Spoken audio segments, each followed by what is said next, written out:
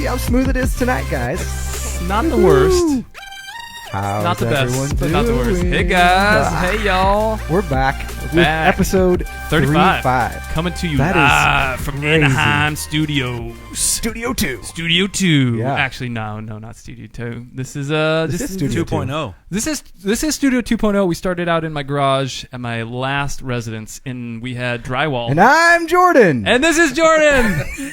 And That's Curtis. This is Curtis, and this is a podcast where we talk about anything and everything we want to. Yep. And by the title, I think that people could see that. We're going to get into some pretty controversial stuff. I mean, I don't find it not really controversial, but hot topics. They're hot topics, and they're topics that you wouldn't necessarily see together. Yeah. And that's why I think that it's cool that we didn't really plan this, but it happened. Yeah. And it's awesome. And here it is. And we have two special guests today coming to you. We have Mr. Clint, a gun enthusiast / connoisseur, you might say, of rifles more so than pistols, or would you say about the same, equal? I would say parody. Parody, okay. I would say if it Say fires, equal? he's into it. All right. Estes rockets then as well? I wish. I just got one for my birthday with my kids. Yeah, I'm so excited to launch those off with you. Someone dude. in this room might have given it to me. It was a Nerf rifle. Yeah, pretty cool. And then we have Doug. Doug is a entrepreneur of many sorts, but he's also a cannabis farmer, owner, producer, and we're stoked to have him on and talk to him about all that adventures. Yes, thank you. I'm co-owner, but yes. Co-owner. With Yes. an amazing logo, which we've already talked up, and we should just continue to talk about. Yeah, we will definitely throw that out there pretty soon here. And show you guys. I think we'll have to just zoom in on his shirt probably because we should have had the logo ahead of time. But I could go to his website and we pull that up. You should. Yeah, we should do that. Yeah, actually, the one on the website is our original logo. It's the OG. This one's just the modified for the legally established. Okay, it shows jab like at the federal government for not acknowledging. We'll get a picture. We'll get a picture of it and post it on our Instagram. How's that? Yeah, there's some irony there that I'd like to address too. Yeah. What is your URL? And I'll bring it up. It's mothershipfarms.com. That's great. Pretty simple. We keep it simple. It's great. We are the mothership. Yeah, dude. Well, Clint, real quick, I want to ask you some questions about your preferred, I guess, hobby. I would say, Right. shooting, hunting, all that sort of fun stuff. Well, do you hunt much, or are you more of just a shoot marksman kind of? I'm more in marksmanship, Yeah. the sporting side of it. Yeah, that's fair. But this time in my life, I'd like to get a little more hunting, but it's mostly been sportsman. It gets hard with kids, I hear. Agreed. Yeah. Time kind of goes. And a career. Yeah. It's his career that stops him, not the kids. I don't know if you guys have been checking out the news much, but I kind of mentioned this earlier before we started going live. There's some big drama going on in SoCal with this guy who decided to sell AR-15s. I think he's a genius. But he sold essentially AR-15 type. AR-15 type rifle. Yeah. But it was under the table. So there's a couple things why it was illegal. One, he was selling something under the table and making profit, and probably not paying taxes on it, I would assume. Well, from my understanding, they were more upset that he was selling 80% lowers and giving people the opportunity to produce their own weapon with his machinery. With his machinery. Yes. So okay, let's explain to the general population. If he's selling 80% lowers, that means which is legal. Which is legal with no background check. Okay, and that is what all 50 states. It's not considered a firearm. What is 80% lower? What is that? So an 80% lower, if you look at an AR-15 and you look at the weapon itself, the housing that holds the trigger group and the magazine and the grip is the receiver, the scary grip. And the receiver is, in the eyes of the law, the receiver is the only part of the gun. Everything else is an accessory. Oh, really? The receiver is the only part of the gun that has a serial number on it. So that is absolutely wait. The barrel doesn't have a serial number. Nope. It's not like your car where it has parts that are all matched. Kidding. Yeah, no. Here's an AR-15 lower picture. You pop exactly. There. So this lower right here shows you. This is actually a gun. 80. That's 100%. This is an 80%er. See, it's not hollowed out yet. Yeah, you're right. Yeah. So where would it be hollowed out at? You see above the trigger area there. There would be a disconnect for the safety and the fire, right. the fire control group. Okay, yep. I gotcha. So basically, it is 80% of what? So 80% of this lower. So you've got a fire selection, you've got a trigger housing, and the 80% lower comes in, and you need to mill the fire selection and the trigger housing. Yeah. Okay. So it's 80% done. Yes. Okay. So Gotcha. it cannot be considered more than 80% done, or is it is considered a firearm, must be registered to be sold. So not in registered, its current state, but it needs to have serial numbers and a that background can check. be documented, Right. which is held by the FFL. It's not registered in the state of Oregon. Oh, And okay. also- federally. Yep. Yeah. Right. Okay. So if you have a rifle, which is basically just the receiver is qualified as a gun or a rifle, what would you say? Rifle. A rifle. If you have a receiver that is only 80% milled, and you purchase that online, that's a paperweight, by the way. paperweight. It's not a It's rifle. not a rifle then. Nope. Yeah. It's a No. paperweight. But if you drill holes yourself, Which is legal. then do you have to report those Nope. Nope. to the you're not. to You are legally allowed to produce your own firearm under Okay. a century-old Yep. act. I can't quote the exact number. Right. Which you could you could make any other gun too. Right. This is just to get an AR-15 type rifle. And So there are limitations within short-barreled rifles. Right. Can I say there's much Fire- more scarier rifles on the market than a 22 caliber high caliber 22? I mean, Yeah. let's be Right. honest. Yeah. Well, Take caliber and velocity in the range, and so Yeah. after understanding that, essentially this guy in SoCal, he was selling people 80% completed Lowers. lowers, and then using his own mill equipment was letting them mill out Yes. the 80% Yes. lower. he essentially- was skewing the law. He was kind of clever, is and what it sounds very like. clever, It's on the- capitalizing. Yeah. It's in You the know. 50 Shades of Grey area. Yes. Okay. Yeah. Right. But he didn't break the law. The only time that he would break the law is that if he let an individual purchase an 80% lower knowing That they shouldn't have it. correct. Okay. And That's so where That's the breaking the intent law. to break the law. that's where the issue was. But even then, is he on the hook for that? Because is it his not responsibility to check their background? No, because he sold both. He sold both what? He sold rifles with serials with a background. Also, Two felons? yeah, No. no. Okay. No. So He had a legal if you- firearm it- business. Yes, Yeah. so legal firearm business. They were law enforcement individuals that purchased firearms from him. Mhm. Yeah. Law abiding. And legitimately. yeah, But he also had the option in his location in his shop. For an You know, he additional fee. He wanted to capitalize on it. Okay. So it wasn't like, much though. It Was wasn't. it- It I think wasn't it was much, like no, $1,000. But if you read, It's $1,000 for a complete gun, not the lower. right? But you But can the build an lower- AR-15 for $300 if you got brains. True. Yeah. So, I mean, he was capitalizing on this. Yes. And so, at his location, He just provided the space and opportunity for anyone that didn't care about the law to take the law in their own hands. Mm-hmm. Because even if you're a felon and you can't have a weapon, right, and you can't go legally buy you it, can buy a chunk of metal. you can still make Right. your own Right. and not break the law. But would it be breaking the law if you completed it from 80 to 100% and you're a felon? yes. If you were a Yes. felon, absolutely. Yeah. But the individual that sold him the Doesn't matter if product, it's registered or not. It's Right. not the his individual responsibility. It's not his responsibility. Not He his- sold him yeah. a chunk of aluminum. He sold them a paperweight that they were able to modify. Here's in a way. the question.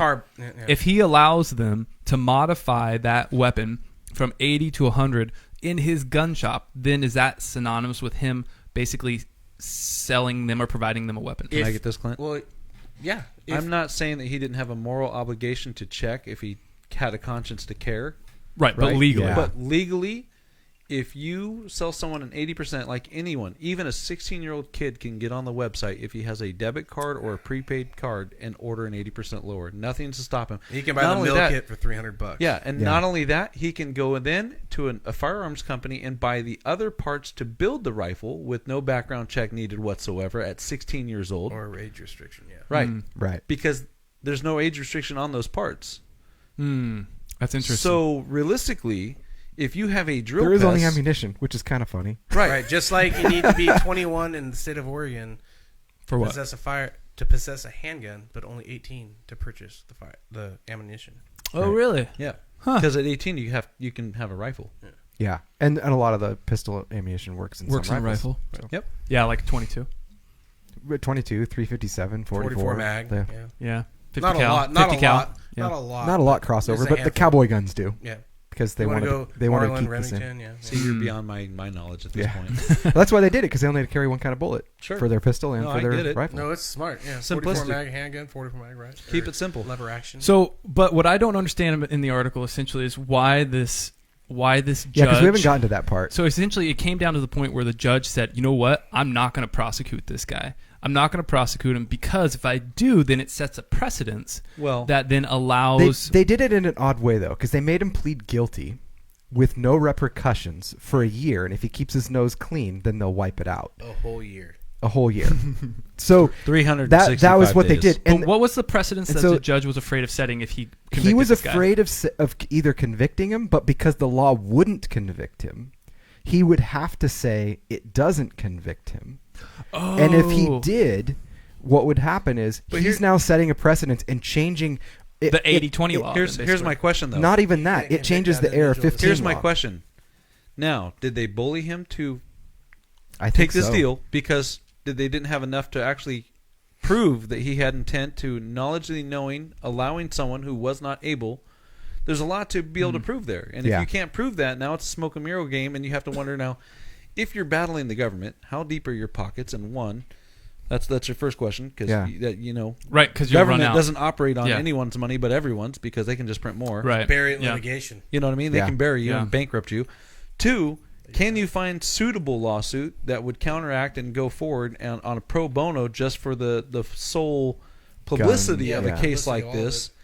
And three, what would be the after effects of something like this when the government fails to prove that this person had knowledge, not only knowledge, but allowed someone to come in knowingly breaking the law and using his equipment? That's a whole other thing there too. Well, and that's what it comes down to. And the other thing that they were warned as early as 2016 that their laws were off, because the only gun that really falls into this category of having a separate upper and lower receiver that have the parts in it that make up what they call a legal gun is the AR-15 type rifle. And the Thompson centerfire. The Thompson, kind of. It's in a weird way. It's questionable, but that's been questionable for a while. And that's why a lot of guns actually work.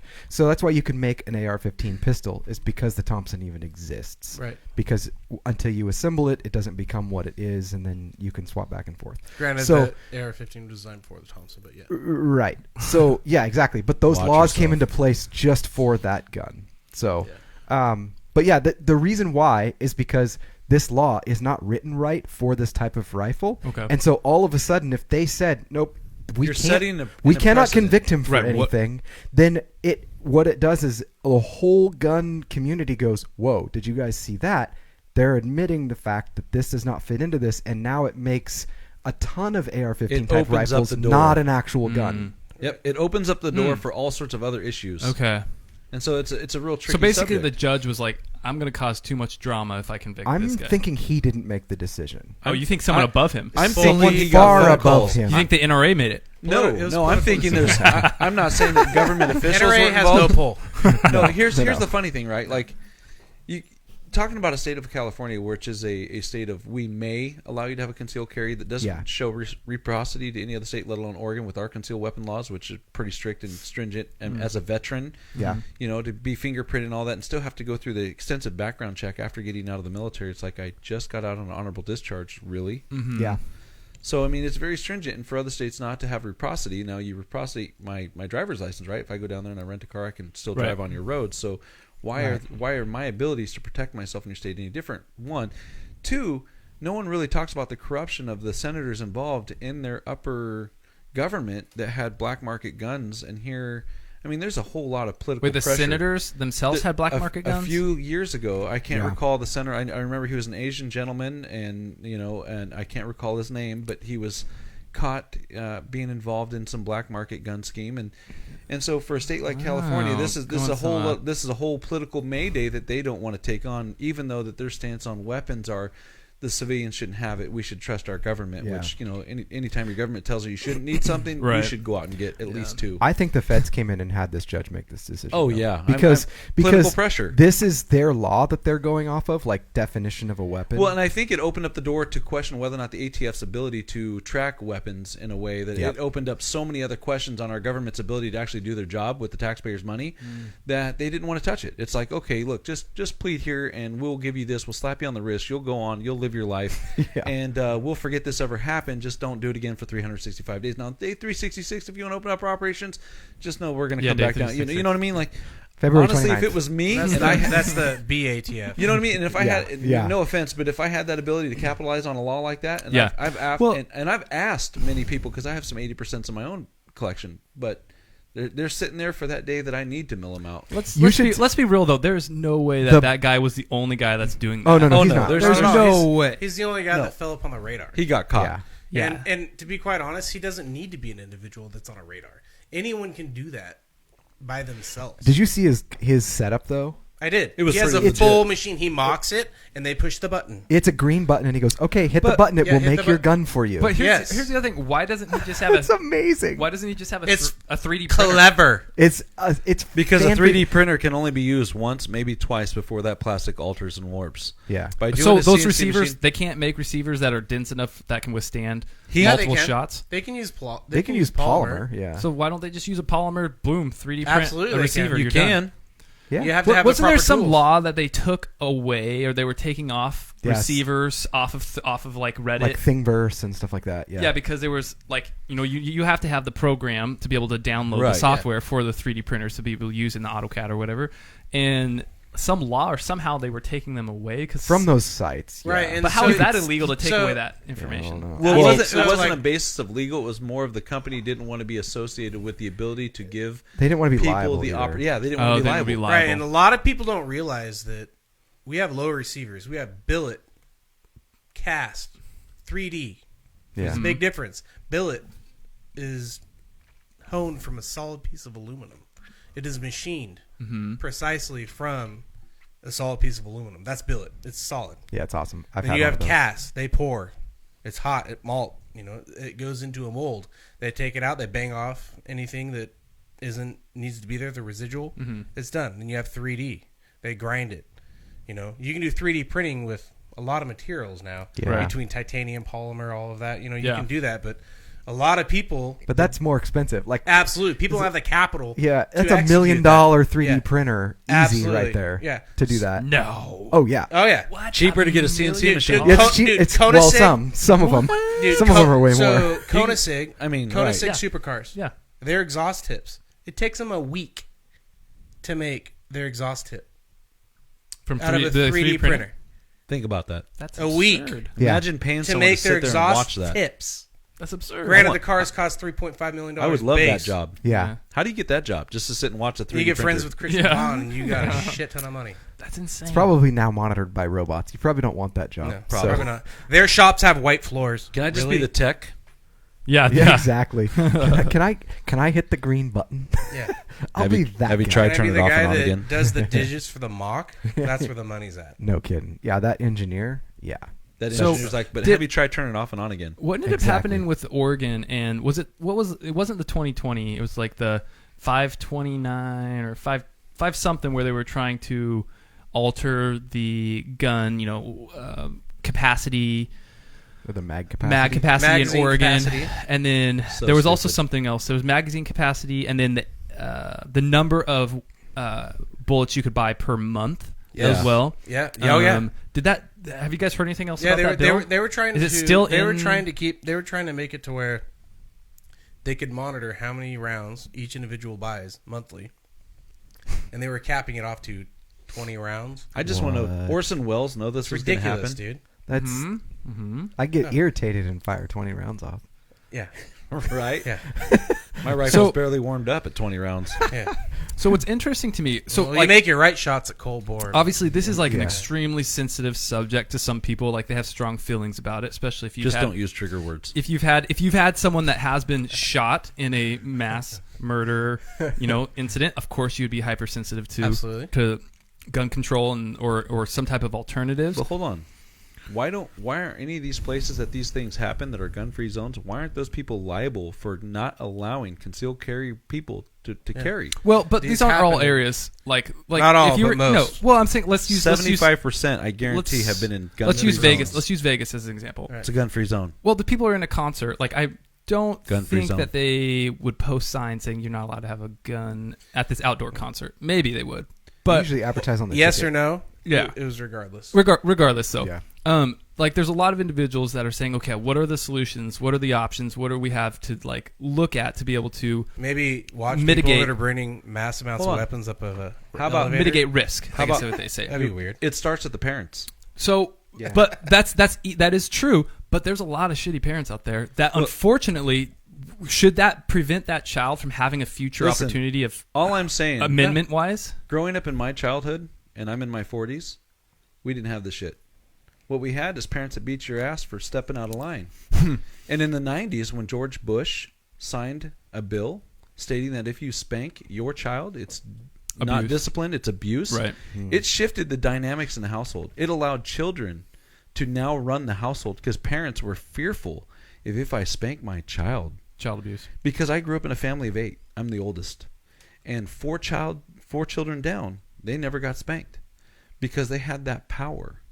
Because in that time when you should be disciplined for stepping out of line and taught respect and taught that there is a consequence for your action, that ceased to exist. And then you have parents that then subsidize their parenting by putting their kids in front of TV or video games. Yeah.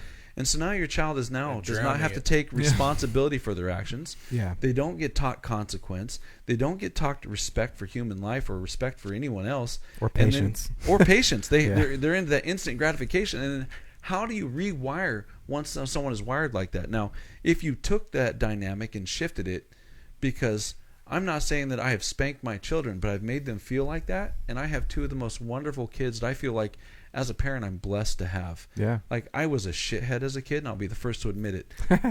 I'm not even joking. I had a misled youth that when I joined the military, I had 4 open cases for felonies. And when the judge went to indict me, I was in boot camp, and the judge threw it all out because I drastically made a change in my life. Now that shit doesn't happen anymore. Never. The internet has go... changed that because agencies have inability to cooperate and communicate with each other. Right. And when in the 90s, when that wasn't possible in the early 90s, so I was able to get away and change my life, and I'm thankful and grateful for it. But I'm telling you, it changes when you don't actively involve yourself in your kid's life and you're not paying attention to those children, because there is a lot going on with the internet being at their fingertips. Predators now have the ability to get to them at a moment's notice. Yeah. There's a lot to be involved, and if parents aren't interacting with their children, and it's very hard and it's uncomfortable, I'll be the first to admit it as a father with 2 daughters, it is very difficult. And I'm very blessed that my daughters feel comfortable enough to come and talk to me about social pressures that I could never in a million years still to this day have an open conversation, honest conversation with my own parent, because they're from a time that wasn't acceptable. You don't question it. You do as I say, not as I do. And so, and I totally agree. Like, I think that the parent's role is significant in a lot of these, even though it was, some of the mass shootings aren't happening from kids. Some of them are like 60-year-old men, but Vancouver, rarely. I get you. Yeah.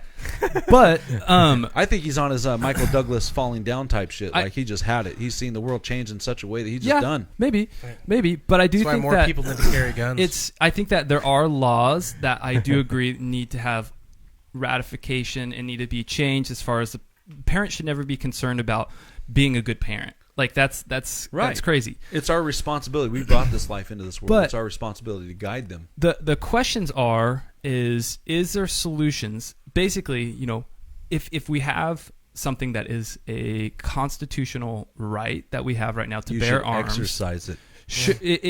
Exercising it and respecting it. But the problem is as society changes, I think that the way that we have to approach that responsibility changes as well. So a for example would be different. I think maybe you can bear arms, but I think the requirements to be able to bear that arms should increase. Well, Oregon has one of the strictest laws, first and foremost. We Secondly, need to follow the laws that are currently in place. Right, and there's no. Are they not being followed? Well, they're not. There's not enough There way are to enforce individuals. it. Clearly, we don't have the data to prove that these people aren't doing this. But an individual that sells firearms, anyone that has an FFL, federal firearms license, is very well informed in what they need to do and what they need to execute to sell a firearm to any individual, no matter what state they're in. Right. Well, we'll explain this because there's a key term, and I'll let you explain it. Is they talk about the gun show loophole. It's always like a catchphrase. They're like, this happens because loophole. There's no loophole. Right. So, at least not in Oregon. Explain why there is no loophole. Because I know, but for listeners out there that would be listening, you still have to pass a background check. So every single individual that has a FFL, federal firearms license, any individual that sells firearms legally with an FFL to any individual in any state Yeah. particular. Gun show or I'm not. I think he's talking about person-to-person sale I'm that doesn't have an for FFL. Oregon. Right. If you have an FFL, every individual that you sell a firearm to, you do a background check with. Mm-hmm. Because anybody that's bought a firearm, Yep. they know that it costs $10 to do a background check. Right. And if For you up go to 5. exact, unless military could be free, So if you go to And if you're a veteran, it's probably more. yeah, no, if you're a veteran, it's free. That's what I said, military dick. Anyways, I've never gotten mine free. I haven't either. I've paid for mine. if you in the Must state of be Oregon active. with the laws that are current now versus what was it, 3 years? You got to ago? talk into the side of it. So it's All right. it's Right actually, there in the screen. So There you go. All right, Look so at that. There's He's Clint. found it. Found the sweet spot. found the G spot. There you go. So, anyways, so in Oregon, with the laws that are current now, if I were to sell, let's say I want to sell you a handgun tomorrow, Right. I have to legally go to someone that holds an FFL. Yes. Oh, you And do a now? background What? check. Yeah. Whoa, I whoa, do. whoa. Yeah. Yes, that law That shit don't changed. fly anymore. There's no person. That's just Oregon. That's just You- Oregon. That's not Fed. That's not. That's not federal. That's Oregon. Okay. Yeah. Okay. Because when I was in Missouri, that wasn't Every like it. state, Yeah. every state my has whole its own law. life. My Okay. whole life up until years You're ago. like, oh crap. Oh, crap. I'm in trouble. I need to make some phone Now calls. that wasn't always the case in No, Oregon. it You was used to not. be able to No. do a person-to-person sale. So yeah, without yeah. doing a So background you check. cannot do a person to person anymore. Not See, I anymore. didn't know That's that. the problem That with gun should shows. be that should be federal. I think. Yeah, I think well- you should have. That guns was sh- the so it used to be back in the day. You could go to a gun show and buy person to person. and Without not do, having and the not, state of Oregon. and not do an FFL in the state Yeah. of Oregon. So Yes. that was a loophole. And then what people were doing is they'd go there and walk around like, yeah, I'll meet you at Taco Bell. As long as it's not on the property, then it was legal to do a person. People would walk around with rifles on their shoulder. They, with a they price didn't even tag. hide With a it. price tag. I've been Yeah. to gun shows. They would literally just walk around. Yeah, but now if you do that, there's a like a group FFL that you have to exit with. That you have Yeah. to go. Oh, through. okay. Well, here's kind of a thought that I have as far as gun control, and not a popular opinion, especially for some gun enthusiasts. Most. There we go. I think that Bring it. Buckle up, folks. gun control, there's a lot of options, and there's a lot of things I think we just need to try and see if it helps. But I have seen a direct, in my I say try experience, owning one. correlation is Done. people that have had the misuse of firearms as far as killing, mass murdering, Okay. are often on some type of antipsychotic medication, Shocker. SSRIs, Yeah. So NSRIs, Okay. MOAIs, Mental health. mental Hold health on. treatment. Here's Now, I'm not saying they should not be able to own a gun necessarily. However, I think that anyone that is on certain medications, they need to have a licensed psychiatrist Yeah. or mental health professional Absolutely. completely approve. And then here's the big deal, though. Here's the trepidation is going to be if you're a mental health provider, you are going to then be held responsible for whether this person goes and does something terrible with their gun. So you fuck better around. know for sure. So here's what that I you want trust to them. If you are a licensed medical grower, you can't purchase firearms. That's absolutely correct. If you even use cannabis. Oh you wait, can't licensed medical? No, okay, in the Oregon medical marijuana Boom. program. Here's a good segue. Here's an example for you. If you are a patient in the Oregon medical marijuana program, you are not allowed to exercise your Second Amendment right. Hence the. When did I that don't remember. I change? think it's the Ever. 13th It's line. a federal thing. Oh. On Last the time you bought a gun, bro? 13th question when you buy a Read gun those asks lines? you if you Yeah, use right. marijuana. Now, what floors me... Does it say illegal substances or does it say marijuana? It It says actually marijuana. says marijuana. Yeah, marijuana It actually specific. says marijuana. Yeah. So what's crazy is you can be a raging alcoholic with a Yeah, blood point that's level of just so crazy. 1.12, and you could walk into a place, It's buy a all- weapon, so long as your credit and your Yeah. background says you've never been caught.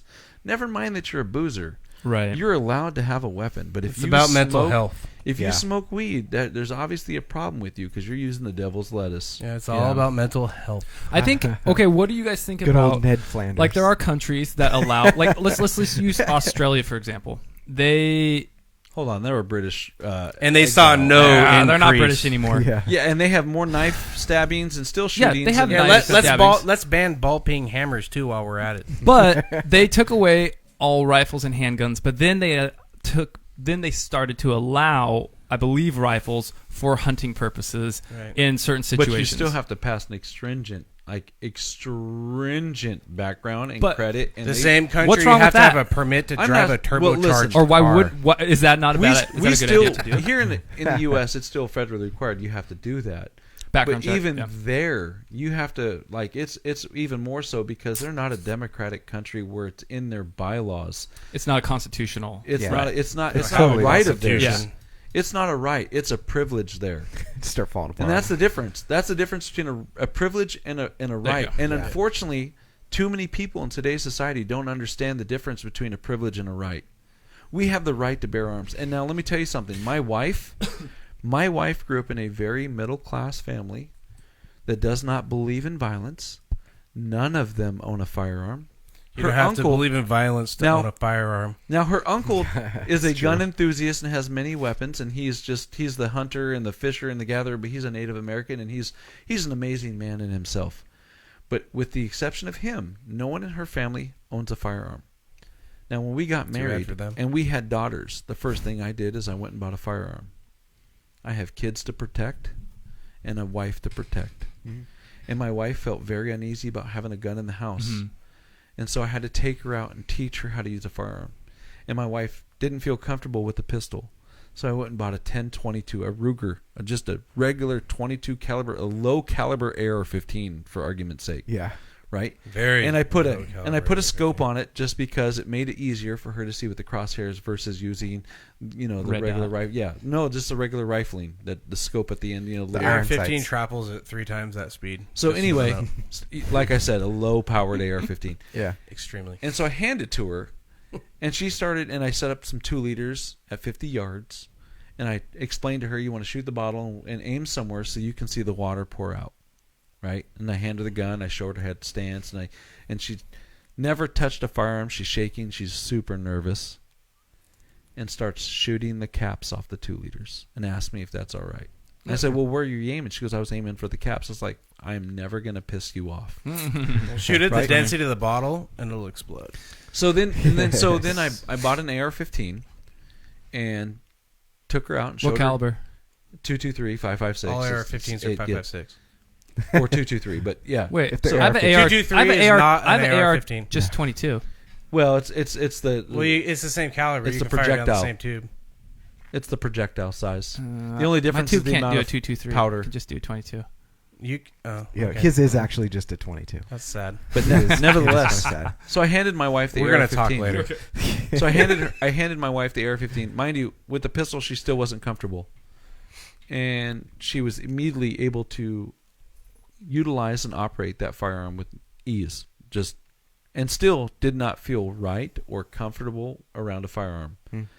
And I bought a gun safe because I believe that anyone who is a law-abiding citizen who owns firearms should have one in the house for their own safety and their own protection, and if you have children, especially to protect those child. Yeah. Right, But, but when it comes to gun safety with children, or if you live in an apartment Yeah. or another location, you have to keep over-penetration into consideration. Yeah. A lot of people Absolutely. think that I've got an AR-15, I can use this to defend myself. You're right, you can use that to It defend will yourself. go through your but wall. you need to be responsible and understand over-penetration factors. Yeah. So That's why shotguns are smart for home defense. yeah, and birdshot not- even. Not AR-15s. Just birdshot. So I have a guy that a good fellow, good friend that lives or has was born and raised in Australia. And he made an interesting comment. He said, What's we do have stabbings in Australia. He said, but it's a lot harder to mow down a crowd with a knife. Is that why he left Australia? Here's the deal, man. It depends if on you your have the training. mindset using a knife. So a lot of individuals don't realize that. Okay, anybody that has a firearm, anyone can pull a trigger, but using a knife, an axe, or a device is personal. It's very personal. It's up close in your face. You know what I'm saying? Yeah. And It's I'm like- not saying that I couldn't walk into a room. And I feel like mur- it's next level psychotic. It is insane. I So it takes could, a lot of I could follow walk through. into a room and I could kill just as many people with an axe, a knife, or a freaking hammer that I could with an AR-15, but it would be way more personal. It's harder. way more messy. It's Yeah. harder. Yeah, I mean, that would be way harder. I yeah. could that's- murk a ton of people. So that's kind of a good point on his. That's not to really his because in side, though. Japan they had a guy that ran through a crowd and stabbed 22 people within 15 seconds. I mean, It just goes to show that your training and comfortability with a blade can easily supersede, in the right circumstances, than a rifle. Yeah, maybe we should ban utensils for obesity. Utensils for utensils. Let's do that. I know my fork made me fat. Weird. Yeah. Thankfully, the gym worked it out. Here's what I do have. I do feel like there's a bit of a hypocrisy when there's a kind of a push, it seems like, from more liberal demographics to ban guns and ban, weapons, perceived weapons. Right. I think we should ban pencils. But then they're often very liberal misspell. Towards illegal substances. Yeah, so they're like, hey, let's allow for any recreational substance or hallucinogens, but let's ban guns. And I'm not saying they're the same thing. I'm not liberal. 16 million in circulation. You're just going to generate. But a black I'm market. saying, like, it's. I don't see how you can be conservative on one thing and liberal on the other. I can tell you right now, I am not a liberal in mindset by any way. Most people consider me a Republican, even though I'm a libertarian. I believe that I should be able to smoke my weed, have my guns at my gay friend's marriage. Just leave me the hell alone. I'll leave you alone. You do you. Don't mess up. Yeah, exactly. Stay in your lane. I'll stay in mine. As long we're as we don't cool. hurt each other. Use your blinker. I'll use mine. We'll know where we're getting in each other's way. Now, the problem then becomes is when you have a lack of self-responsibility, a lack of higher responsibility in a societal setting, and how you interact and be a part of a society.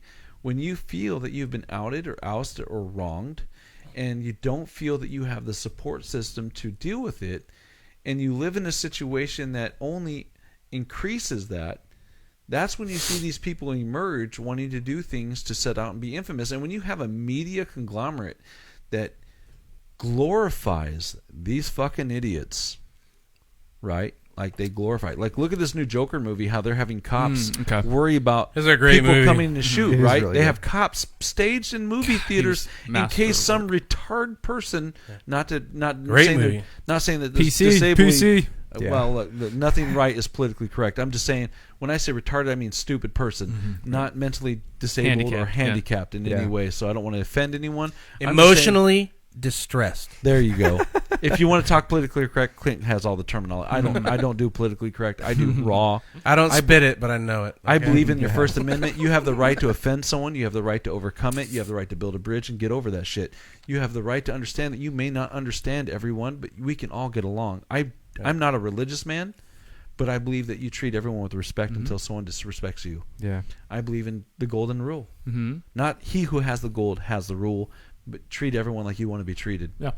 It doesn't cost anything to be a decent person, but everyone's worried about getting theirs and is so focused on them. And we become a society of instant gratification with cell phones at our fingertips. And like, my kids don't know the struggle that I grew up with. And I can't relate to my kids because I try to make them not struggle, because as a parent, you want more for your children. Yeah. So I feel that with guns, I think that anyone that doesn't have an understanding of a firearm, I think you should go out and take a class. If you want to understand your enemy, right, you have to know your enemy. Like, so when I was Catholic, I was raised Catholic. At 12, I denounced the church because I didn't understand why I had to go to a priest to talk to God. You don't have to go to a priest to talk to God. I'm just saying, if God is almighty, why can't I have a personal relationship with God? Why do I have to go to this priest and repent my sins and say 50 Hail Marys, 75 Our Fathers, and then all of a sudden all forgiven? I'm you not need to be closer with God. I call that a crutch Christian or a crutch religious person. Like, if you think you can sin Monday through Saturday and go into church and wipe your sins clear and then start all over Monday fucking people over, you are the problem in society. Well, like, I feel that there is personal responsibility in every interaction we have with people. There's personal responsibility, and I think that the problem is when they're mentally not in the capacity to have personal responsibility. But that's because they're not taught. If you're not if you're not taught to take care of personal responsibility in your own self and take care of yourself, like, if you're not made to make up. So the question is, how do you make a test to see if they're taught that well enough? That's the tough part. The problem is the we have these things called psychological tests, and that's where you have to have a mental health provider. So why haven't they taken? What if that doesn't even take that? What if there are programs? Yeah, that you can do this. I think everyone who owns a gun. I think everyone who owns a gun should have to have some type of mental health exam. But here's the problem with those. So you have a bell curve. So I'm going to be fully honest. I think it wouldn't catch everybody, but it would catch more. So here's the problem, right? Like, so growing up in my household, I was mentally and physically abused. To be real. Okay, I was literally. I lived in a very abusive household, single parent household. So my mom felt that she had to be the father as well as the mother instead of just being the mom. Instead of being a loving role model, she was very iron-fisted. I stepped out of line, I got beat. Like, grab a switch. I used to hide the belts. I was the oldest kid. Like, I got it worse because I was a male. And my dad, I still don't know who he is. I'm a bastard by, So I'm sure he did her wrong or whatever the situation. So I paid for that. Right? So growing up in that household, when I joined the military, the first thing that you do when you join the United States Navy is you take a 3-page psych eval test. Yeah.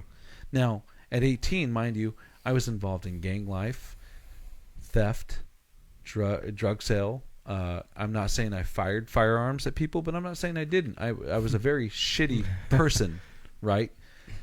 And I got this feeling that I needed to make a change in my life. And coming and having a grandfather that was in the military and this, I decided that I was going to make a drastic change, and I joined the Navy. So I took a psych eval test.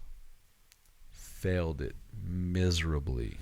I spent 3 days in a psych ward with dudes that pissed and shit themselves. In the Navy? In the Navy. Oh, wow. While in boot camp, I Whoa. spent 3 days in the psych ward. They called it the 8th Division because you were nuts. Wow. And I was in my own room Section because 8. Section 8, yeah. straight up. And Yeah. I was in my own room with windows because my reply to hurting other people was, I love myself. I will never hurt myself. But y'all motherfuckers better watch out. Because I had no respect for life. I was so beat down and broken that I didn't care. I had no care in the world for any other human. I had no, and so going in the military, and then once they cleared me and realized that I was just angry and very mad. A little rage. I mean, back then PTSD wasn't a thing, but I had it. Yeah. There was It was a thing. It was there was things that triggered me that I would literally just black out, and when I'd come to, I felt morsefully wrong for whatever it was I did to whoever it was I was had an interaction with. So I had to learn to adapt, change my mindset, change the way that I interacted with people. And I read the Bible. I've read the Satanic Bible. I read the Book of Mormon. I've read all sorts of indoctrinations from other religions because... And he doesn't have the beard now, but he definitely read the Quran. Yeah. I never read it, but I've been to Muslim countries, and I was always floored by things. And so when I went to Israel... Like in what? Like So- what were you floored by? Well, just the way they interacted. I mean, in when I went to Turkey, they told us not to stand out. Now, not for, I'm pale Yeah. in comparison to the locals. And being in the military, you're not allowed to have a beard. So as a man with no beard in a Muslim country, you kind of stick out sore thumb. Right. So, there was some, and I was there in the 90s when there was some terrorist bombings. So it was really crazy, and I had to make sure that, I was paranoid. I'm not going to lie. Yeah. It seems like a good situation to be paranoid in. But I learned to not only being in the Navy, traveling through the Mediterranean, through different Muslim countries, as well as been to Israel and other European countries, I learned that nothing I ever thought I knew was right. Like everything that I was taught to believe was wrong. And even still, there's news things like Mexico. I go every year. I've been to Jamaica. I've been all over, and I interact and I drive around and rent cars, and I've been stopped by the police, and I've never had issues because I don't act like an asshole. I'm very respectful. It's amazing how that works. Right. I'm in any interaction with cops, and I'm fully tattooed, and I've had cops try to profile me as a criminal, and I'm not in any way, shape, or form. I'm completely a legal person, law-abiding. I believe in the laws. I didn't always feel that way, but I feel that being in the military, I think that if we as a country shifted in a mindset like Israel, and I'm going to piss a lot of people off when I say this, but in Israel, We already did with the title. everybody has to serve in the military. Nobody is right. exempt. Yeah. Now, either at 18 you go Fuck to around college. at There's that a lot. point, There's several people can't countries tell that you do to that. go. Though. Well, but when like it floored me when I went to Israel. I'm so down. when I went to Israel, I was an atheist. I would literally tell you, fuck you, fuck your God, fuck your Bible. I didn't care. Right? No respect. Like, prove to me that the Bible is real. Prove to me that the Word is real. Because as far as I'm concerned, it's written by man, it's edited by man, and it's a story by man to control man. Those are Mormons. And that's what and even that, I don't even talk about Joseph Smith because I think that's a whole scam. I think he did shrooms. I think my grandpa's the same age as that fucking dude. So, and I'm not a religious person, but I believe that in a higher power, I believe that we are all connected through energy.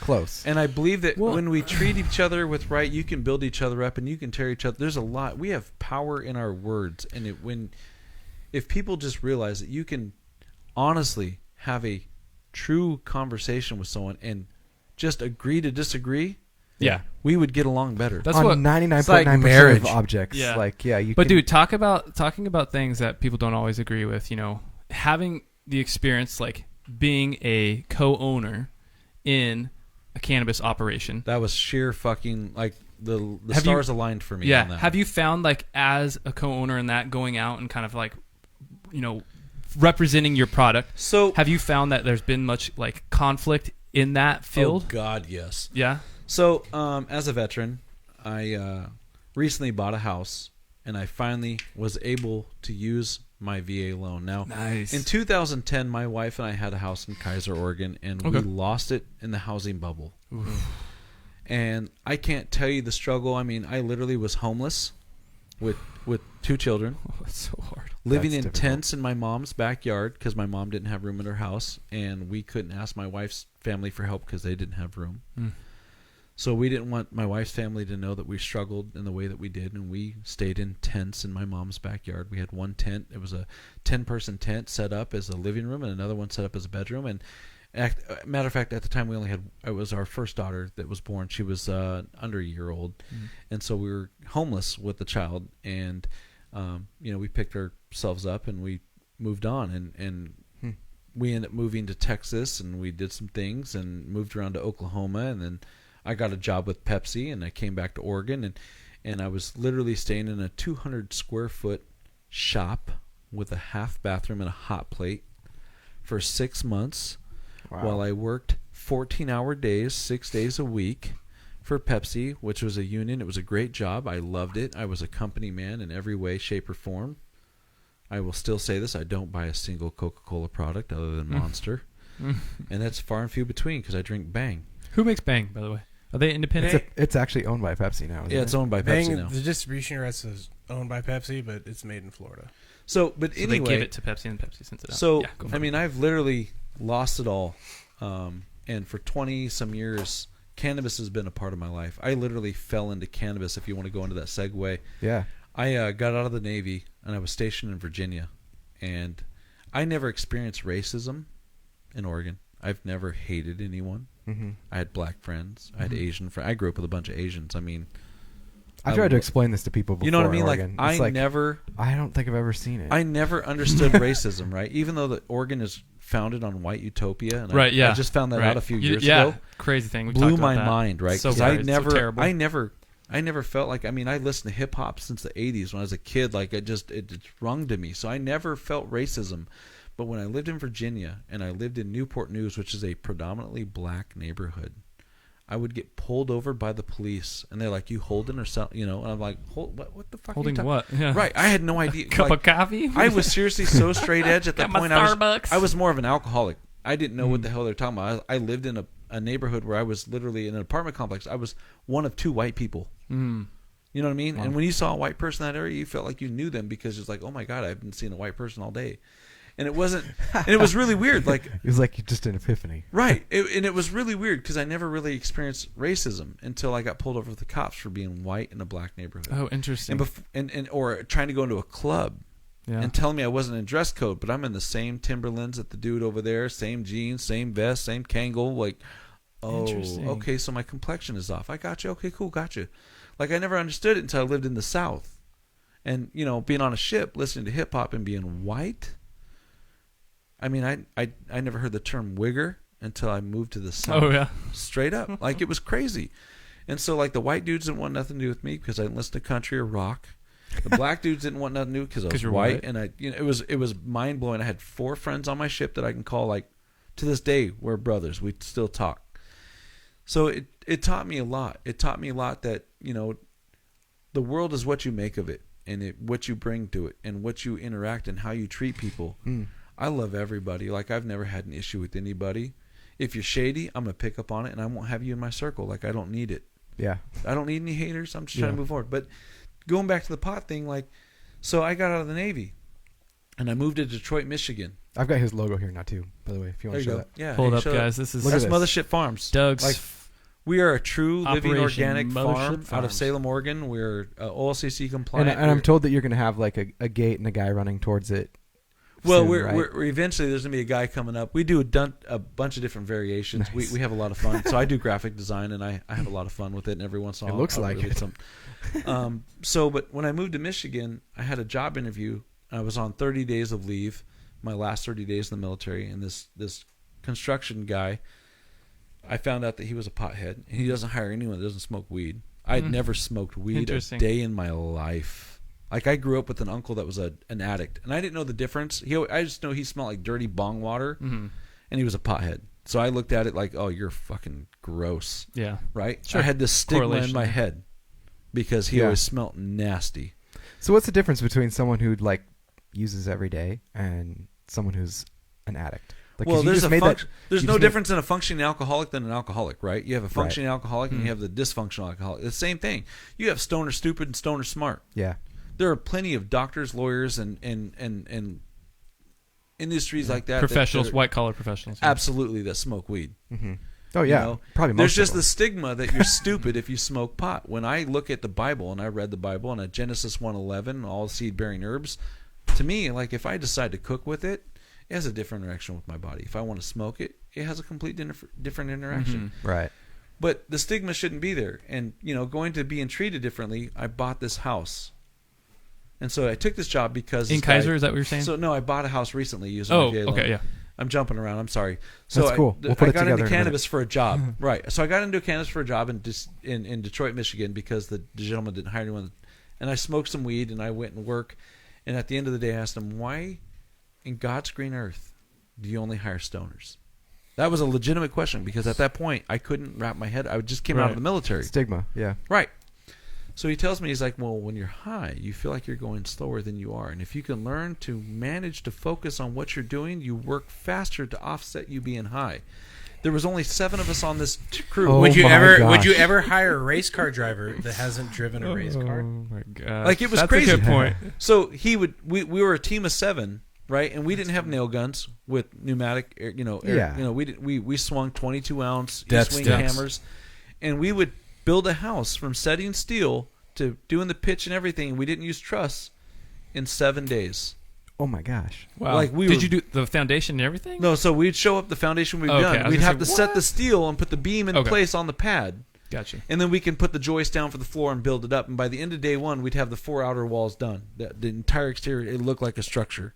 Wow. So it would take us 7 days to build this house to where other companies can come in and do the all the fine electrical, do all the other stuff, Yeah. so we can come in and finish up.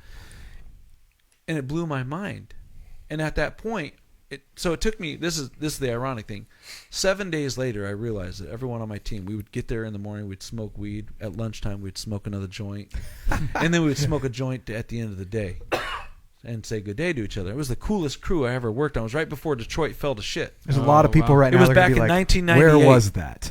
It was in What house was 1998. And I can tell you, man, we were in the suburbs in Sterling Heights, and we would build these houses, and we would bang them out, and we'd get them. And we didn't cut corners. We had one guy that worked the saw, and it was amazing. So at 7 days into this job, my first paycheck came because actually it was probably 2 weeks in because I had to work a week before I got a paycheck. We got paid weekly. I took my first paycheck and bought an ounce, and at that moment, I started selling weed because, like, I realized I can sell to my coworkers. Oh yeah. And I can get free weed, and I can start smoking, and I can capitalize on the population. Right, I was capitalizing. What I didn't realize, and I liked myself better when I smoked than drank, because when I drank, no hold bars. Like, I didn't know my limitations. I didn't care. You dare me to do something, I'm gonna be stupid. Let's hold my beer. I'm gonna do this. Yeah. You know what I mean? Like, you just lose all inhibition. But when I smoked weed, I could function. I could do whatever. We could have a good time. I didn't care. I was in control. So I preferred to smoke pot.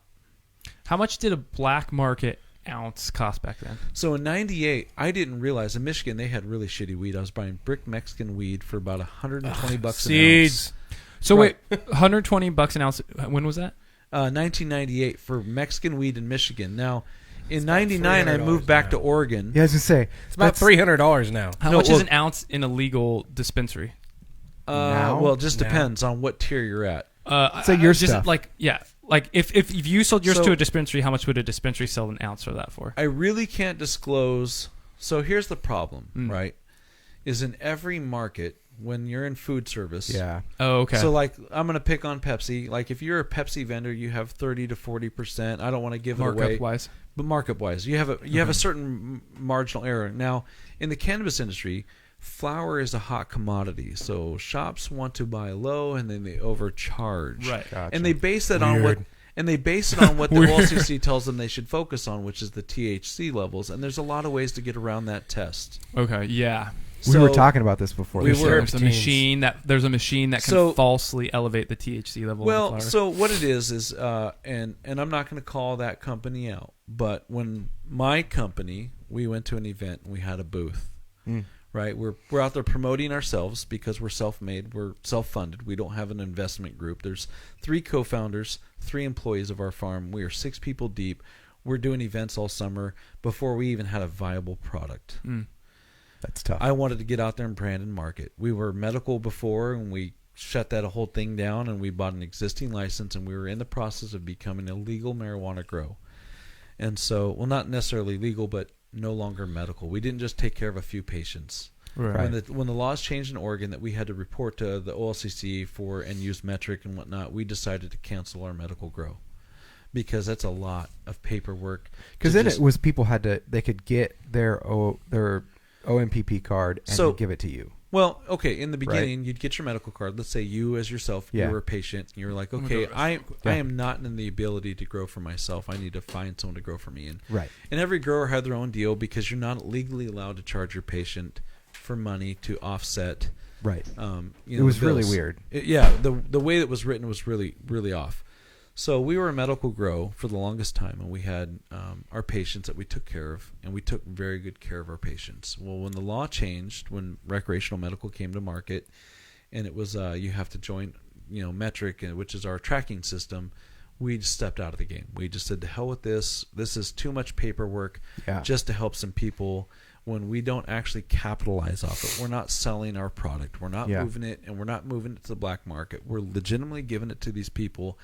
And we're barely breaking even. As I say, if you're not allowed to capitalize on it, how do you break even?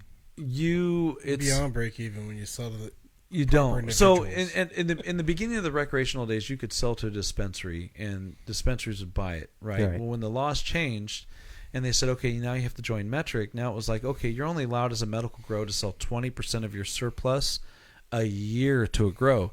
Now, when you're an indoor producer and you're producing X amount per month to give your patients and you have surplus, now you have to destroy it. If you want to be a law-abiding medical grower, you have to destroy it. Now, I'm not saying that everybody did that. So could you burn it? Just kidding. You would have to destroy it. Yeah.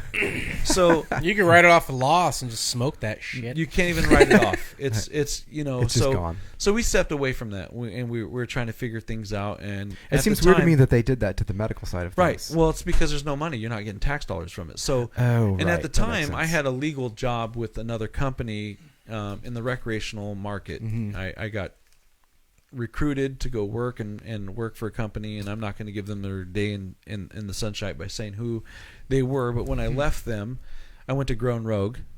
I have no problem giving them props because they're a great clean green certified cannabis company, and I love what they do, and I always thought if I could ever get in and start and co-found and be how many of them are fully organic? Not a lot. Not a lot. Well, and the other thing is too is it's hard because in this industry you can't use the term organic. It has to either be clean green certified, and those people want like $4,000 a month or $4,000 a year, and then there's fees. And I don't really I'm probably exaggerating the fees, but there's an exceptional amount of fees to be certified clean green. Yeah. And then there's another kind certified, which means that you're one step above clean green, and that's in itself another certification. And so there's no real, it's such an infant state of an industry that there's no real set standard. And so it's hard for us as a farm to do that, but we are a true living organic farm. We use soil that we have custom blended by a producer here in Oregon. Do you do indoor or outdoor? We're grow? indoor. We have full spectrum BIOS LED lights. So hydroponic? No, absolutely not. No. Why not hydroponic? Why not? So the problem with hydroponic, There's something special you have to do with the wastewater. Well, yes. Right, you have to pay extra. We're in the city, so we're in just outside of downtown Salem.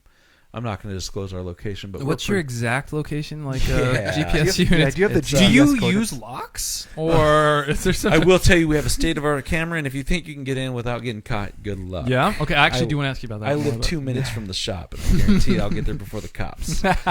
But so like. with your 80% lower. Scott's in, I've Scott's in got, I've your Crest. some 100%. honeys. Don't you worry. We And had I'm a comment a second ago, and it was Scott's and Crest. He joined us, and he said, I came in late, but if you were okay with drinking and not pot, you are a poop head.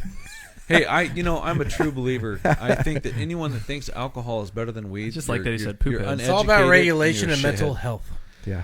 But so anyhow, the stars had aligned. I'd worked for a couple big conglomerate. Oh wait, sorry, real quick. Why is it that you don't use hydroponics? So, well, I was going to get back to that, but Okay. Hydro, there's a lot to it. One, there's the wastewater. There's bottled nutrients. Flow in, flow out. Not even that. It's bottled nutrients. Okay. So the problem with bottled nutrients, everybody loves it, and I'm gonna shit on that industry for a minute. The problem with bottled nutrients, right, is it's Meaning? high. So it's when you're adding additives. So Okay. I'm gonna pause this moment here. I took a drug and health class at a local community college, and I was fighting at the time as a high advocate for medical cannabis before it got legalized in Oregon, and I didn't hide it. I would smoke a joint in the quad. I didn't care. You want to arrest me? Fine. I served my country. I know my rights, and I believe that God has a power over all of us.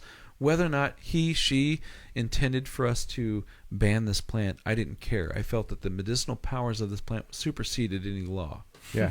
Right? I have the right to pursue happiness. That's a lot of plant you're on. I'm just saying. For that. Could be.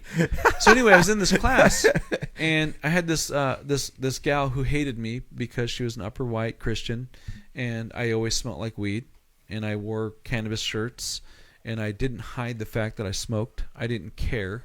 I don't care what you think of me. I love who I am. I love what I do, and I love my kids. I love my life. I'm living the best life I've ever had, and for once, I feel in tune with who I am because I had to hide it when I worked in corporate America. So I took this class, and this gal had to go in front of me, and she told me about the dangers of drugs and the chemicals involved and this and that, and went this whole spiel, right? And so I went up after her, and I did my spiel, and I said, okay, cannabis, it's a plant. If it's a drug and you're introducing chemicals, then your salad you had is a drug, because the only chemicals you add to cannabis is fertilizers and nutrients. So if it's a drug because of the chemicals that you're adding to it, then your salad is a drug too, was my argument. Because it's not like you're actually adding real chemicals like ether and drying it up and chopping it up and mixing it up. I don't know the recipe, right? Stomping it, yeah. Like, I just know that cocaine, you don't just take the cocoa plant and smoke it. Yeah, there's some processing. Right? There's some processing to it. You have to process that shit and make it into a drug. Same with heroin. You don't just take the poppy plant, because I've had straight oil out of a poppy plant, Well, poppy seeds. and it's amazing. Yeah, we just eat those. Right. So there are essential chemicals that you have to add and mix it up and dry it. And I'm not a druggist. So then, just playing devil's advocate for a second. So just what would you say to like the oils or the concentrates that are those drugs to you then? Or So, you like, just, that was just your I'm argument actually with her. glad that we're Like skipping butane that's added to. but it's take all out. extracted. Right. I love dabbing. Is all of the butane actually extracted from? I can't say that indefinitely it is, because it depends on your source. Now, in Oregon, Yeah. to be a processor, you have to have extenuant tests. Now, for a farm steak, right, my cannabis, before I can take it to a dispensary and sell it, not like in the black market where you just call me and I would send it over or move it over or take it to you, or you'd come to my house and all that deal, and you didn't know what was in it, it didn't care. It either got you high or it didn't. Now in Oregon, with the recreational marijuana, you have to have everything tested, and I love that. I absolutely love it, because I know that there's no chemicals in my weed. I know that there's no pesticides, no sebaceous insecticides or fungicides in it. That's the flowers. Right, the Right. flower. So, and I'm going to get to the oil because I know your conversation. So, knowing that in Oregon, all the flower has to be tested before. So, my flower, when we grow it, we have to have it tested before it can go to a dispensary. It has to pass us. Like, I can show you one of our test results, and it's probably 4 to 5 pages of things that they test for. They don't just test for moisture rate, potency, right? They test for all sorts of Molds insecticides, molds, mildews, pesticides, fungicides, all these harmful chemicals that are just shitty to have in you. That's incredible. I've often told people, So- I wish that they would do this process. Oregon has the strictest with the food that we have in Jesus, our grocery there would store. be no food in the grocery I store. know. That's and good. I think But it would here's the change best it. part. So here's the best part, right? So cannabis oil, I don't feel is a drug. Now, I'm not saying that you can't get cannabis oil that is a drug, because on the black market there are no testings. You don't know if your cannabis is grown with a fungicide called Eagle 20.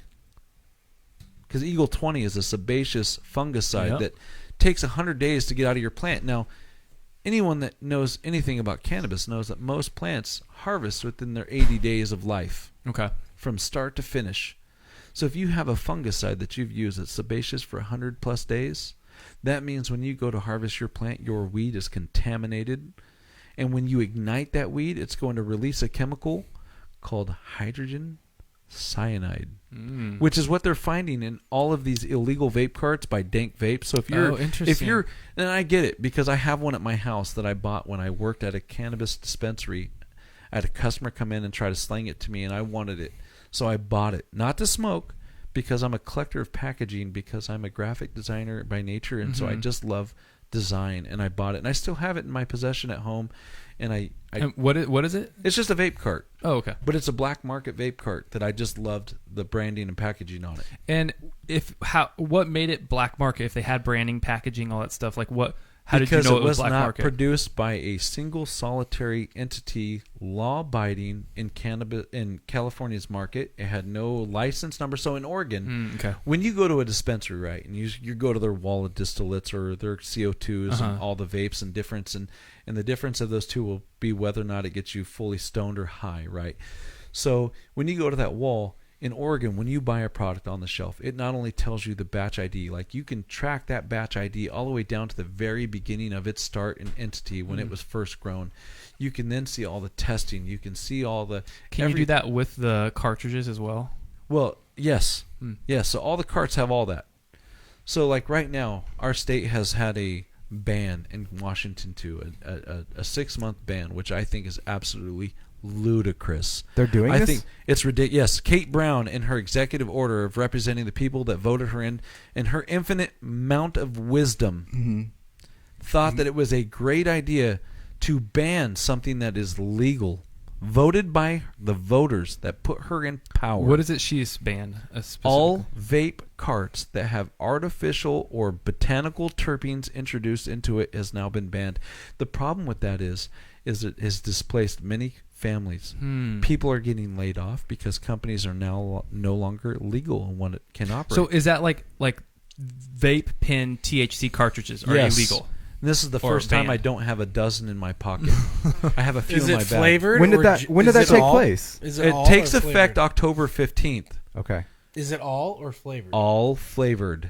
Oh, so if it's flavored, it's bullshit anyways. Well, Just yes smoke and your no. weed So and what get that over means it. is It's that only flavored. So yes, if those companies make a CO2, which is a full extract cannabis oil with cannabis-derived terpenes, they are legally able to continue on. So you're saying CO2 extract. Is there different types of ways to extract the THC from the cannabis flower? So there's CO2. There's a ton of different ways. Was it butane the other one? There's BHO, which is butane hash oil. There's PHO, which is propane hash oil. There's sifting. There's but then bubble there's hash. CO2 as well. Well, CO2 is another way. Then there's there's so many ways. That's not my area of expertise, unfortunately. I mean, don't get me wrong. I love So I'm the still vape. not understanding exactly what they banned. So they only banned something. That's not all carts. No, well, that's not. It's not all carts. So yeah, it's on the tobacco side as well.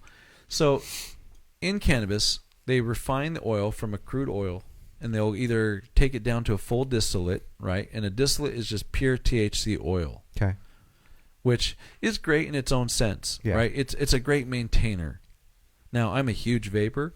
I have been for the last 3 years of my life. Vapor, like flavored vapor? Oh, yeah. Okay. Absolutely. Like Juul stuff, essentially. Well, like kind of, kind of like Juul. cannabis So, line. well, I mean, I love naked extracts. I love native extracts. Winberry, and they use botanical and fruit-derived terpenes. Everything that you consume has a terpene. If it has an odor or a taste, it has a terpene, and every terpene has its inadvertent effect on your body. So terpene is a delivery system for THC, right? So the problem is the OLCC says you should concentrate on THC numbers, and the masses think that that's the correct thing. The problem is there's ways to side skirt that and make your numbers higher. Why did they? What was their purpose for pointing towards that? Why did they care? So here in Oregon, we are a control state. So the OLCC, the Oregon Liquor Commission Control Commission, excuse me, I said it backwards. They control all liquor that comes in the state. You cannot have any liquor come into the state without the state having control of it. We're very right. Isn't that every state though? Like no, you couldn't have absolutely a commission. not. California is not that way. Washington. So if I go is buy something and bring it through, it's not legal. It's not legal. Oh, if you order it, mail order it, and it's mailed to you, it is not. You're breaking the law. What if I just drive it myself? Now you can drive it yourself, so long as you don't have a certain amount. Okay. So alcohol is the same way in Oregon. So like I go to California and I'll go down to All Star Liquor and I buy myself a case or 2 cases of alcohol because I'm a huge whiskey guy, and I can go to Safeway down there and buy it. But here in Oregon, I have to go to a full on state licensed liquor. Yeah. Well, you can't go to Safeway and buy whiskey. In California, you can. And same in Washington. You Same in Washington, you can go to you can go to Safeway. And when I lived in Detroit, you can go into the store and buy liquor. But here in Oregon, you have to go into a licensed liquor store. The liquor is owned by the state. Anything over very communist kind of mentality. Over 8%. So the problem is when you have a body of people. That's why Mike's isn't at Safeway. Right. So when you have a body of people that are in control of liquor and they're not consumers of cannabis, and if they are, they don't talk about it because the taboo. Yeah.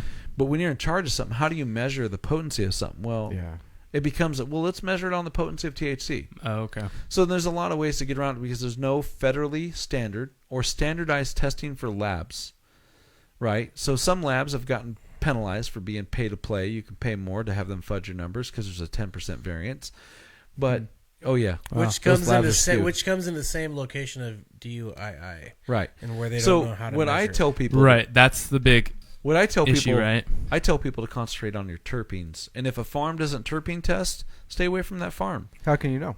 Well, because you can ask. So in Oregon, here's the great thing. A lot of consumers don't know this. If you go into a dispensary and you want to know what you're smoking, ask to see the test.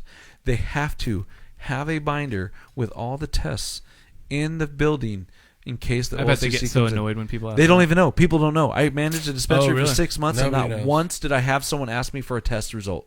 Not so once. what is it you're looking at when you look at the test result? What do you So see? the test result not only tells you the Hypothetically, potency, we're asking for a friend. kind Well, of. no, like- I'm just totally joking. No, like seriously, like this is interesting stuff. We're trying to I wanna know. educate people. Yeah. So in a test, it'll not only tell you the potency of THC, which is a great thing to know. Like you want to know what it measures at, right? Yeah. I prefer low measured THC. Okay. Okay. I always get way more stoned off of low THC. Go ahead, ask me why. I know you want to know. Okay. I'm curious. Why? So here's the great thing. Terpenes. Terpenes are the delivery system for THC. Terpenes are the euphoria that you feel. THC by itself is just a painkiller. So if you smoke a distillate cart with no terpenes in it, right, the oil carts that have been banned, if it has no terpenes and it's straight distillate, all you're doing is smoking a painkiller. It doesn't really do anything to you. But It doesn't kill the pain either. No. Well, I mean, to an extent, it makes it manageable. So the terpenes are So what some give of the you- euphoria right. helps. The euphoria comes from the terpenes. So if you're But does that help with the pain too? yes and no. It distracts So you like probably. myrcene is a terpene that you can find in a mango, Okay. and it's a great pain reliever. I love it. I look for I had specifically mango for sushi strains. last night. It was Like delicious. You gotta smoke a specifically, shitload. You got to eat a ton of Pain to go mangoes. away. I know pain. yeah. yeah. That shit don't shit So pain. I mean, there's Mangoes don't? So No, Mangoes. any of it. Mangoes, THC, any of that. No shit So for I pain. mean, so the terpenes is the delivery. It's So fair. the way I tell Nothing. people, like when I educate people about terpenes, right? If you look at a test and a terpene is under 2%, like if you want to talk cars, like Ford made the Mustang, right? In the Right. 80s, they had 3 different variants. We talked about this There you go. earlier. Yeah. You had the 4-cylinder. It was economical. It was cheap. You still had a Mustang. You got to brag. Yep. You had the V6. Should meant have that never you could- bought a 4-cylinder. Right. But you had the V6 Great version. gas mileage. Yeah. The V6 version, you Lame. had a little bit more pony. You can get up and Lame. go. Lame. But you didn't have Trump. the straight power of the V8 5.0. Right. So, in my mind, when I see something that has 3% or higher terpenes, it's like a V8 car. I know that I'm going to get the most out of it. I'm going to have the most fun. It's going to last longest. I'm just going to have a better time. That's so You're gonna get interesting. really See, high. when you go That's into like not So gonna help so your pain. 3 3% is what you would say. Like if you're looking for a good. So if you want to look at the numbers in the test, anything Yeah. over 3% is just going to be just balls to the wall. So if you're looking, But over 2, if you go to over an 2, now over 2 is great. It's- I'm not knocking anything under, from 2 in the 2 to 3 range. That's Yeah. a great. Most people stay in that range. It's kind of like the bell curve. Like Middle of the road. You have the people that exceed. You have the people that fall behind. Right. So 1% and is you're falling behind. Yeah. But if you're in the 2s, you're in the middle of the crowd. You're not necessarily falling behind, but you're not leading Right, the and then pack. there's those individuals that understand where this is coming from and need to realize that it works. So- It doesn't work for everyone. So- Everyone But here's can the thing. use it. We and have a they're just gonna question be really coming True. high. Yeah, different So sensitivities. Scott is asking. He says, "Is that why flower gets me higher than high THC cartridges?" Yes. So Okay. here's the thing: a high THC cartridge. When you find a cart that is in the 80s and 90% THC, right? First and foremost, you need to know that there is a 10% variance that they're allowed to have. Of THC. Up Just to a think about 10% variance. That means So you can either say 0 or 10% and be okay. right. Wow. So there's Can you imagine if alcohol did that? so 10% well, variance and, in and alcohol? just keep in mind, you have a 20% variance on your food nutrition facts when you go to the grocery store. So take that for Yeah, that's So that's a whole nother Interesting subject in fact. itself. But That's now, the government controlling. so the problem with those numbers with again. when you do a high THC cart, right? A lot of times it's a pure distillate. It doesn't have all the cannabinoids or terpenes that a CO2 cart. Like I prefer CO2 because it gets me stoned. But there are certain distillate carts out there. Again, I love Naked and Native. Both of those, I don't know what it is in their process. It's very clean. It makes me relaxed, and I have high anxiety. I'm wound tight, and I'm ready to run anytime go. Like I'm constantly going. Most people don't like high anxiety. And Yeah. and those actually when being but right, but Throw that that's out what I'm saying. When you're anxious like I survey am, says that's not enjoyable. no, when you're as anxious as I am about things, Yeah. like those carts, like those are my maintainers of the day. Those are how I get through my day. I'll go take a walk. I'll take a couple So puffs. what is it that you're asking? Like if you go into a cannabis store, or you see, I want to see the dispensary, tests. for that specific So, type of I for don't. that specific variety, that First off, there's no standardized education for bud tenders in Oregon, so a lot of people just Oh, want to really? get you They're fucked just up. really high and they don't know Yeah. what's happening. Seriously, they just like, what are you going for? like bartenders, they have a specific test they have Right. to take. So, but well, not no. So bartenders. I have my bartender's license. It cost me Uh-huh. $25. It cost me $100 to get my marijuana license in Oregon. Do you have to have a marijuana license to sell in a dispensary? You have to have a marijuana license to do anything in this industry. You want to work at a dispensary, you have to have this card. Okay. You want to work in a farm, you have to have this Is card. there a test that Isn't you're that taking for contradicting, though, to a It's- bud tender being retarded? No, it's not. So I'm not saying it is. No. So listen, what I'm saying is that there's no education. So Okay. a lot of these stores, they're owned by people that either don't smoke weed, and this is a huge business opportunity, Yeah, right? Or they smoke weed and they understand it. It's a huge demographic, and then you have the anomaly that of people that just found themselves in the right position. But for the most part, you have people that either know cannabis or they don't. They just know that it's a money-making machine. Yeah. So the problem is when you go into a dispensary as a representative, because I worked for 2 companies as reps, they don't want you interacting with their bud tenders. They don't want you educating their bud tenders. They don't want you to tell them why your product is superior than the one over there. They don't want you to interact because those bud tenders are supposed to only deal with the customers. The problem then lies is that if you're not able to educate these bud tenders in a way that they're supposed to be equipped with, how are they able to make recommendations to people Yeah. based on? So when I go into a dispensary and I ask a bud tender, show me your best indoor terpy weed. They Indoor don't know what's grown, is that what you're Indoor referencing? grown. They don't know Most what's of the happening. time. So I'm not a fan of outdoor grown unless it's from Southern Oregon. why is because that? it's the tip of the Emerald Triangle. Because here in the Willamette Valley we have shitty weather, Okay. shitty Mold. conditions, mold, mildew. Oh, okay. In the Emerald Triangle in Southern Oregon, Medford, and I love their outdoor weed. It's very terpy. Bend. Dry weather. Well, not really Bend. That's central. I'm talking more Southern Oregon. Oh, okay. Outdoors, Like it's K Falls. yeah. So it's a lot of there's a lot to it in outdoor. I prefer outdoor from Southern Oregon. I won't smoke outdoor from the Mid Crater Willamette Lake. Valley. I just won't do it. It's just unless I grew it myself and I can tell you that how it was grown and that it was cared for and that the person knows what they're doing. Yeah. I won't do it. I will smoke indoor. I would rather smoke shitty indoor than outdoor in my area. Because you feel it's actually maybe even like less harm risk factors. Well, it's like just as far as like mold. and- indoor. You're playing God. You're creating the environment for your cannabis to Is it grow. a sterile environment that you're growing in? No. Can't call it sterile. No. You can't call it sterile because Clean. it's clean. So, Not like sterile. in my grow, we 'Cause use you have soil. dirt. We use Soil. soil. Dirt is a nasty word. Yeah, there. Excuse me, soil. Excuse me. Yeah, Perform. I just soiled my pants. So here's the thing: soil is a living thing. Dirt is dead. Yeah. So You can put proper living things in soil to make your plants proper. So in my farm, we have a true living organic approach. We use soil blended by a producer in the form that we want it. We hand water everything. The only thing that's automated is our lights. We hand trim everything. We hand prune. We hand inspect every plant every day to ensure there's no pests. And if there are, not that there has been, but like we have lipids, which is everywhere. You can't beat that. But we just buy predator mites and predator bugs to make sure, ladybugs, to make sure that we don't have any issues, because we don't use any pesticides. So no herbicides. Do you guys no fungicides. That's amazing. Do you guys use the proper mites to attack mites? Yes, we do. Good. That's all we use is live bugs. It's real. It's Don't legit. Don't put them in your backyard. Those bugs don't eat the plants. That are No. So there are It's things real, called spider mites, right? And they're nasty little bastards. They multiply they're ridiculous. And here's the problem when you are farming in Oregon.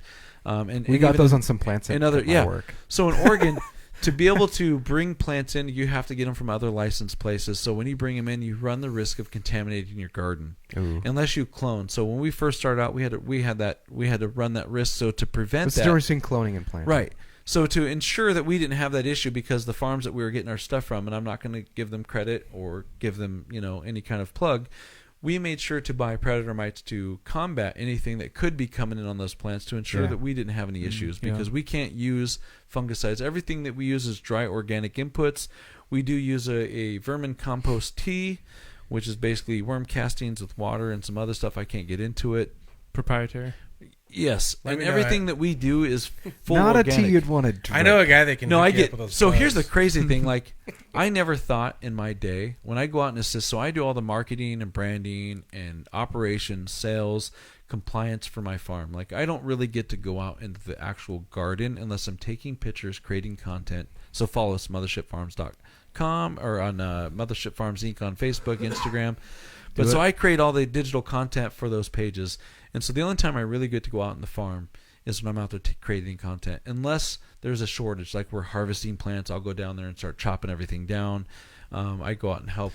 How large is the indoor operation? Are you allowed to say that? So, yeah, I can. We are a tier 1. We are a true craft cannabis. We are a 5,000 square foot facility. Okay. Literally 6 employees. We do it all. I wear 3 different hats.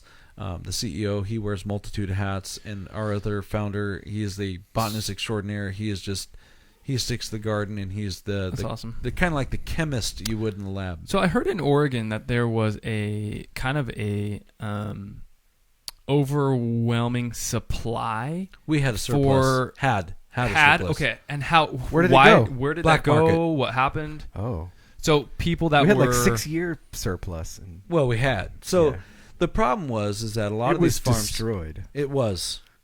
Wink, wink. Yeah. So I mean, I can't speculate because I wasn't working for one of those farms that did it, and if I was, I had no. But they had to try to get. So the problem is that when you're an outdoor producer, right, and you're subjected to weather, and a lot of these growers, I mean, let's be honest, a lot of them didn't know what they were doing, and they would just put it out there and they do it. And when you have a product that isn't high grade and you can't afford to lose it, you put it in the storage and you set it there and you wait till the day for someone to produce it into oil.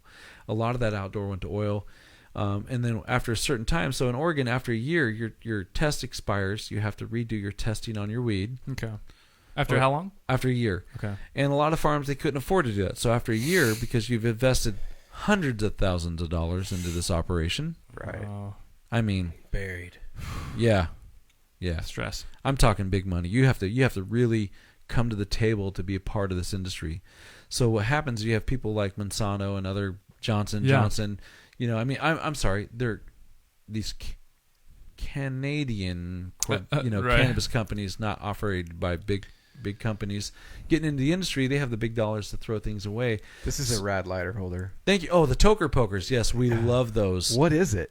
So what it is, it's a thing that you put your bic in. So in We're the showing old days, this online, guys. If you want, please, yes, they're great. You can go to Mothership Farms. Use the code DANK Gear. If you use Dank Gear in the checkout, you save 20%. Rad. But that's a toker poker. So in the old days, you could take your Bic. Someone handed you your lighter. You knew if they smoked weed because it would have resin on the plastic or on the metal tip. If they were smart enough to know not to put the plastic in the bowl.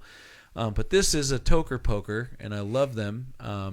And in the back, it has a wire, so you can scrape the crap out of your bowl, poke it through your poker. It has a packer, so you're not putting any plastic in your metal, and it protects your Bic. And when your Bic is destroyed, you can put a new Bic in it. Pop a new one in. Yeah, I love them. I have a collection What's of them. the thing down below? Yeah, what's that? It looks like a pin. So, yes, that is a Dabstar pin. So we were lucky enough to be featured on Dabstars on their live feed with Chef Sebastian Carosi, who's a cannabis chef, short order chef. Was he on Vice? Yes. Right? And he's a good friend of mine. And so we got invited up to the Dabstar Mansion in Washington to plug our farm as we were still in the process. And just so you guys know the kind of farm that we are, my master grower and business partner, he is such a savant at what he does that we chopped down 67 plants and did not allow them to come to harvest because they were started hermaphing and they weren't going to be the quality that we put our name behind. So we did not want a subpar product on the part. Wow. So if it's not something that we would be proud to smoke, we don't let it come to market. We will destroy it. Like we don't want our name associated with it. We've cut no corners in anything that we've done. How long is it that you guys have been on the market, like selling product now? 3 days.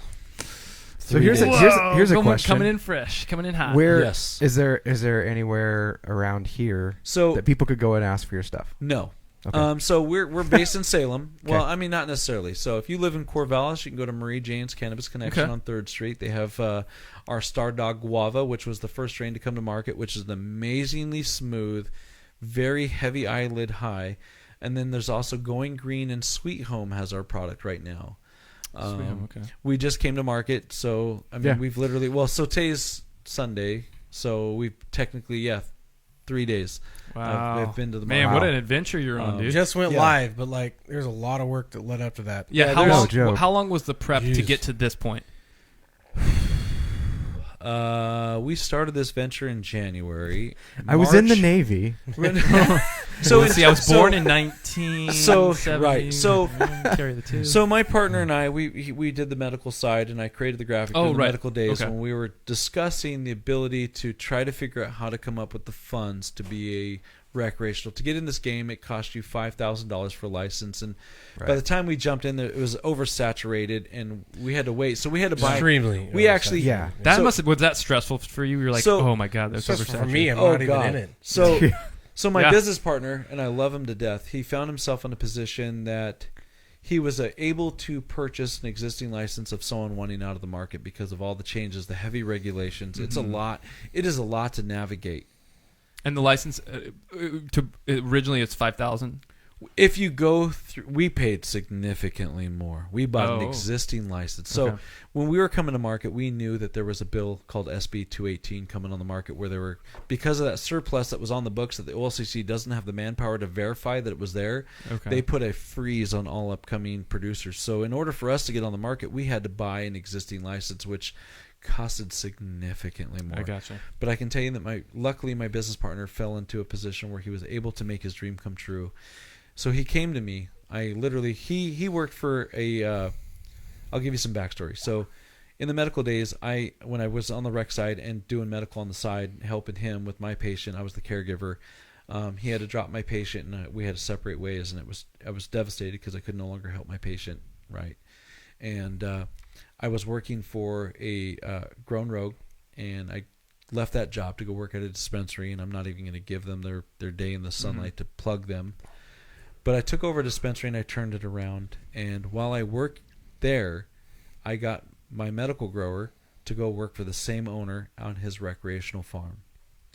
So we were working for the same guy, vertically integrated industry, right? I'm on the store level. He's on the wholesale level, growing the stuff that was coming down through the store. We had issues with this owner because he didn't want to necessarily be profitable. Strange. And he didn't want to be successful. He didn't want it. He didn't care. He didn't want to be, or he just wanted to run it in the ground. He was a piece of shit.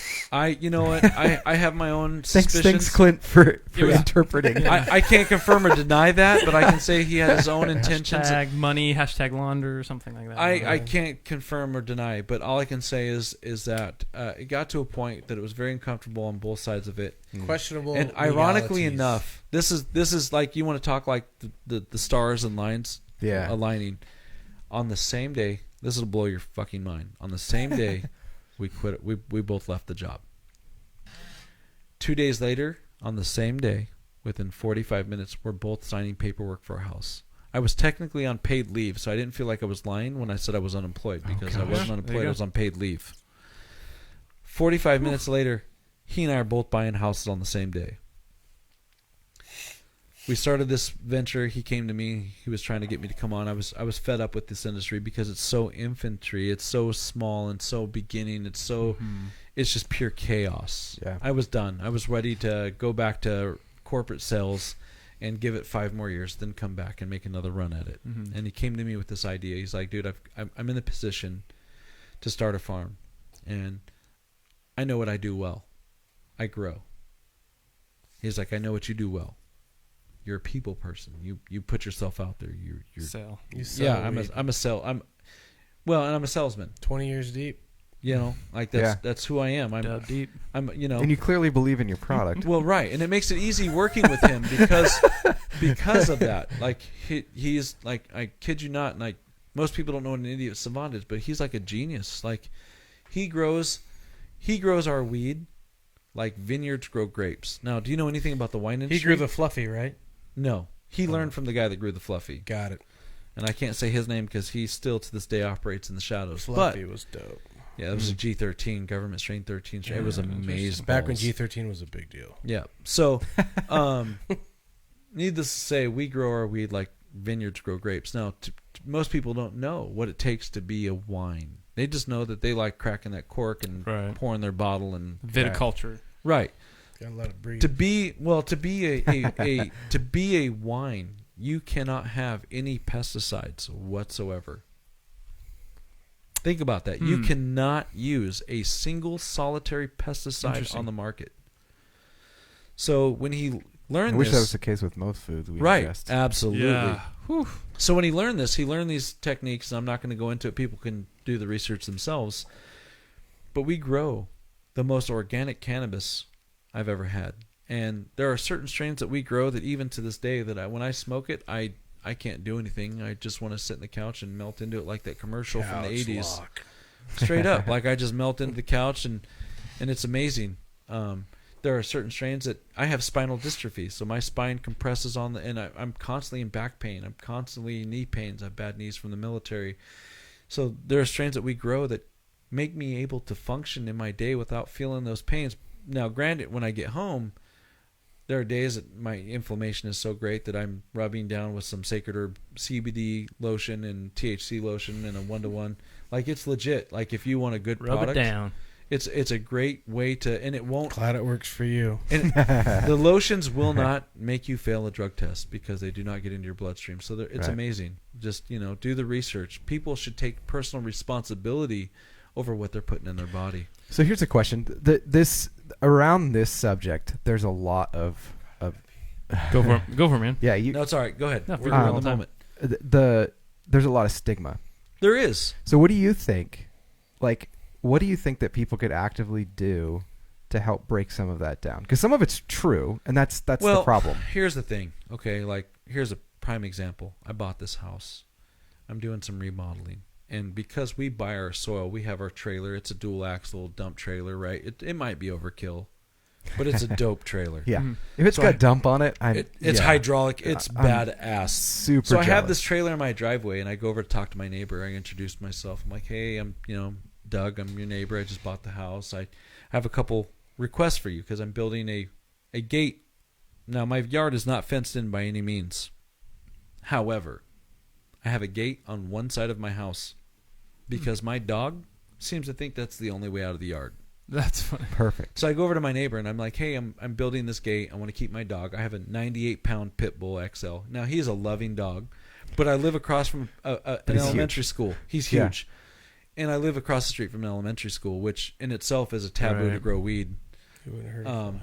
But yeah, he won't hurt a fly He's unless adorable. unless my daughters and wife are home alone. So he goes running out a couple times across the street, this busy street, to go play with kids. And so I panic and I decide I'm going to build this gate. And I go over to my neighbor and I introduce him and I tell him I want to tie my gate into his fence just to keep my dog from jumping up on the wall, the retaining wall that his fence is on, because he has a 3-foot high, Right. you know. And so he's like, okay, well, let's show me what you want talking about. So he comes around and he sees my trailer. And he's like, oh, that's a nice trailer. Are you in construction? And because it's full of debris because I'm remodeling my bathroom. And I said, no, it's a work trailer, but I'm not in construction. I'm the COO of a cannabis farm. And his entire demeanor changed. Oh, yeah. He was quickly to say, yeah, go ahead and do that, and has left. Now, that was back in June. I have not said hi, waved, seen him, and when he walks his dog in front of my house, he doesn't look over, and even if I try to say hi, he ignores me. Interesting. So the stigma is so bad that I sell weed or grow weed, that I'm part of the cannabis community, that he won't even acknowledge me as a neighbor, and he spends a lot of time in his backyard, which is right perpendicular to my driveway. So I can get out of my car and I say hi, and he just ignores me. And now the first couple months from March to June, he'd always say, "Hey neighbor, how you doing?" Didn't know my name, and he was very friendly and very cordial and respectful. And Right. And now that he knows I'm in the cannabis industry. So what do you think are some steps to change the perception? Try it. He's traditionally try it. raised and uneducated. Well, when you have 100 years of propaganda telling you not to do something, you tend to grow a certain way and you have a certain feeling. Never mind that he's in the backyard drinking beer and drinking wine and drinking alcohol. I'm interested if I mean I don't have a time machine, and obviously I guess I could read books about historical events more. Why? But Instead, let's speculate. But you really Try wonder if Google. the stigma of alcohol after the prohibition was as significant So as here's- the stigma. Well, here's a of funny thing for you. cannabis So, was. so my wife's grandparents, I love them. I love them like they're my grandparents. I'm going to cry the day they cross over in a way that I haven't cried since I was a kid. So I go over there one day to take pictures of them because I realized that in my portfolio as a photographer and all the family events that I've ever done, I don't have a single solitary picture of the grandparents. And they're coming up on 65 years of being married. Wow. Right. Dang. So my wife has made them something for their anniversary, and I called them up out of the blue, and I asked them if I can come over and take a picture, and immediately my grandfather is suspicious. Right. Shocker. So I was like, this, and I tell him, I realized, and I didn't want him to know that my wife had made them some, but I wanted him to realize that I didn't have a picture of him. So I was like, in the 17 years that I've been with your granddaughter, I don't have a single solitary picture of just you and Grandma. And I know that I'm going to regret that if I don't take that opportunity now. So I'd like to come and just take a quick picture, and nothing special. Like, you don't have to dress up. It's not like And so I go over there, and I'm blindsided by an episode of CSI. So they have a nice corner lot on the edge of the city in Salem, and they found a vape pen in their property. And they were trying to figure out how this vape pen got 65 feet in their property without the alarms going off because they have motion detectors. Jeez. And so we're talking, first off, I look at it, I notify, and I'm like, oh, okay, this is a battery, and this is a vape cart, this is CO2, and da-da-da, and I'm immediately I know exactly what it is. Yeah. And so they look at me, I had no idea that in the last 3 years of me being in the legal cannabis industry, they had no idea what I did. Oh wow. So there was some explanation there, because now I'm explaining to them why I own part owner in a cannabis farm. And they immediately start berating me. Now they're in their 80s, late 70s. My grandma's in her late 70s, and grandpa's in his 80s, late 80s. And they immediately start berating me with, the dangers of cannabis and this and that and blah, blah, blah. And I was like, well, you have to understand it's a relatively new industry. Like, imagine the liquor industry when it was first legalized after Prohibition. There's a learning curve. We have to learn from our mistakes. We have to implement new rules. We have to regulate. We have to stipulate. It's a baby. Yeah. Yeah. Yeah. Like, no offense, when I was 3 years old, I was probably still shitting myself. I don't do that today. Well, not Most of the time. super I mean, recent. Right. Not most of the time. No, that's a good point. Dude, these are good conversations. All really I interesting want to things keep for going, people but to I'm like, to holy learn about. cow, it's been that Yeah. long. Dude, you want to throw out a couple shower thoughts before we... I would love. Before You we guys heard of shower Ever heard thoughts? shower thoughts? So when we end an episode, usually we end it with a couple shower thoughts, which are just kind of like funny, random things that you would think of when you're in the shower, basically. which every now and some of You'll catch on real quick. occasionally we get these from, often we'll get these on we'll see them on Reddit or something like that, or sometimes we'll think of them ourselves, different shower thoughts. But Jordan, you want to hit us off first, and we'll just throw a couple of these and then hit. Yes. Okay. Magic might have been real, but some asshole just banished and cursed the earth to not have magic. Ooh, that's interesting. Touche. Cars are the only thing keeping radio alive today. Probably. Right? But I mean, What else do you listen to radio on? I don't. Anybody? I don't. I don't even listen to the radio in my car. I don't even listen to radio in my car. Yeah. I Bluetooth my music off my phone. Yeah. Dogs think the trash is where we store food for later. Possibly. Or raccoons. Or It's raccoons. dicks. There's no proof today is Sunday. We just have to believe that someone has been keeping the count since the first one ever. Unless you're retired and every day's Saturday. It's true. Why day, possibly? True. Every day ends in Y. That's true. That's true. A lot Except of tomorrow. It's true. A lot of the news today would have been an Onion article 10 years ago. Probably. I don't doubt that. Unheard of. I think the news is skewed, to be You'd be honest like, with you. What? They didn't have fake news in this. You know what's funny is, speaking of the news, All the news is fake. Fake news. It's I true. went to Mexico, and my family told me I should be worried. I came Right. back with the most amazing Yeah. stories, met the most amazing people, and you know what? I Because never you had didn't one believe issue. it. You I didn't leave believe the it. resort. I went out, and I took cabs. I did everything that you shouldn't do. I mean, not that I drunk the water. I didn't have Montezuma. super Don't drink the Had water, the poops. Here's one. I think last that's one. it. That's all I've got a good one here. Okay. 0%, 99%, and 100% are the most worrying numbers to see a progress bar pause on a long Good time. God. Yeah, absolutely. Yeah. Get Ethernet. Yeah. Internet. Yeah. Firewire. Dude. Fiberwire. Fiberwire. Let's have a tech. Firewire. Well, I appreciate you guys. Dude. Yeah, thanks Clint- for coming Fiber on. will save your life. Thanks for coming on, bro. Doug, thanks for coming on, man. Absolutely. Please keep an eye out. pleasure. Look for us. Yeah, Go to the absolutely. dispensary, Ask Yeah. us, request us. Mothership Farms, guys. Check them Yeah, out. You we're can check them amazing. out online. We'll post a Mothership.com. picture of his. Of right? What's that? That's Mothership.com. Mothershipfarms.com. Mothershipfarms.com. I'll have the We're link. also on IG. You can go to Mothership Inc. Or Yes. Mothership Farms Inc. Do it. We're on Facebook. Please Cool. follow us. Yeah. Guys. We're transparent in everything we do. Check them out. Mothershipfarms.com. And also subscribe to Testing Normal. Tell us what you like. Tell us what you don't like. And Post those we're questions. excited to keep these conversations going. I'm sure we'll get a lot of questions And on maybe this. maybe tell them what you would like. I don't know. Yeah. Yeah. Yeah. Maybe you have a topic that they haven't covered and they want to It's cover. true. Maybe you want to dig further into this cannabis thing. Yeah. I would. All these topics Maybe you are wish good. your politicians actually represented you. I don't know. People that should and should not own firearms. Looking into a Right. little mental health Yeah, prerequisites. we like to start conversations. We're all crazy. We have yet to finish one. What is Not very normal? many. What Not is very normal? And We're exactly. testing it. Trying It's to about figure it out. social norms.